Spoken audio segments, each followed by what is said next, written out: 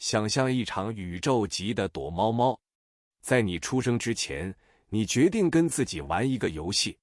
你把自己藏在肉身里，藏在时间与空间的维度中，并且设定了最苛刻的规则，你必须完全忘记自己是谁。然后，游戏开始了。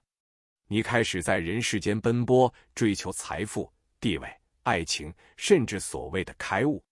你不知道的是，这些都只是游戏设定的支线任务，用来转移你的注意力。我们太投入这个名为生活的虚拟实境，以至于把 NPC 当成了仇人，把游戏金币当成了命根。但这正是这场游戏最精妙的地方，它必须足够真实，你才会玩得尽兴。第2章，我们来谈谈幻象。当你开始觉得生活不对劲，当痛苦和挫折累积到一个临界点，你开始怀疑，这一切难道就只是这样吗？这就是觉醒的初步。我们花了一辈子在装修一个名为自我的监狱，我们为这个牢房贴上成功人士、好父母、受害者的标签，却忘了门其实从来没有锁上。你所谓的我，其实只是一堆记忆、观念和社会制约的拼凑。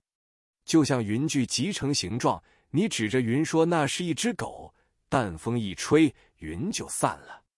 根本没有狗，只有天空。当你意识到我只是一个幻想，恐惧就失去了根基。如果你不是这个身体，不是这个身份，那死亡又能剥夺什么呢？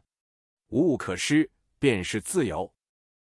第3章，让我们从科学的角度来看看。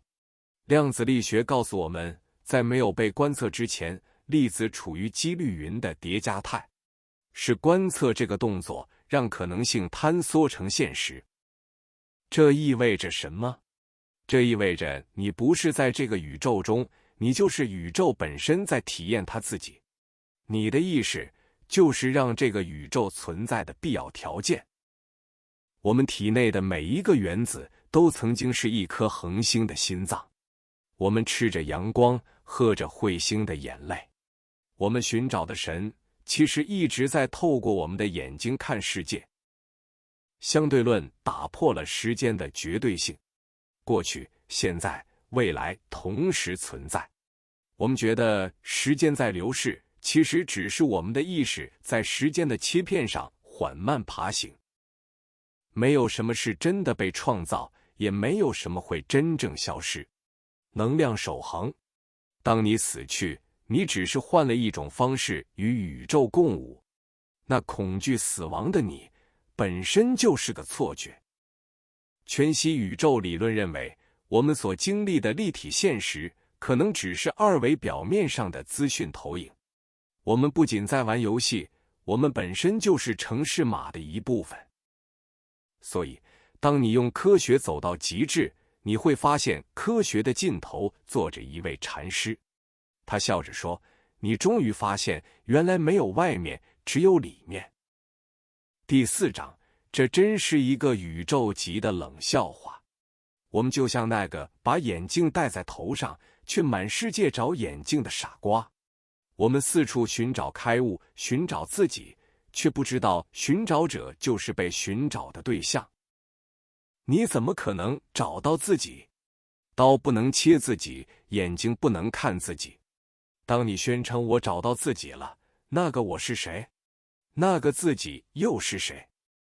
开悟不是获得了什么新的超能力，开悟是剥洋葱，剥去信仰，剥去观念，剥去身份，最后你发现里面什么都没有，空无一物。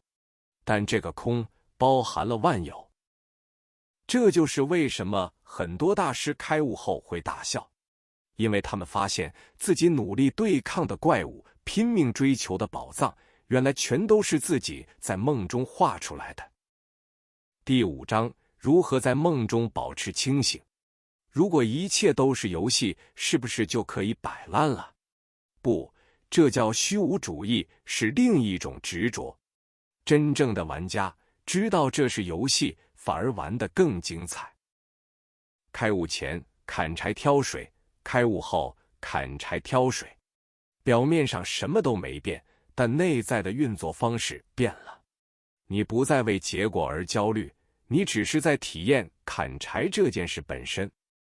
臣服不是放弃，而是停止与现实抗争。当痛苦来临时，不要逃避，全然地感受它。你会发现，抗拒痛苦所带来的折磨远大于痛苦本身。当你成为纯粹的观察者，你就能在风暴中心找到平静。你看着自己的身体生病，看着情绪起伏，就像再看一场电影。你入戏，但你知道自己坐在观众席。第6章大结局。当你终于找到了自己，也就是当你发现根本没有自己可以被找到的时候，为什么一切都不重要了？因为你不再需要透过外在事物来证明你的存在。这不是悲观，这是极致的自由。既然一切都不重要，那么你可以赋予任何事物意义。躲猫猫游戏结束了，你可以笑着脱下 VR 头盔，对自己说：哇，这场梦做得真美。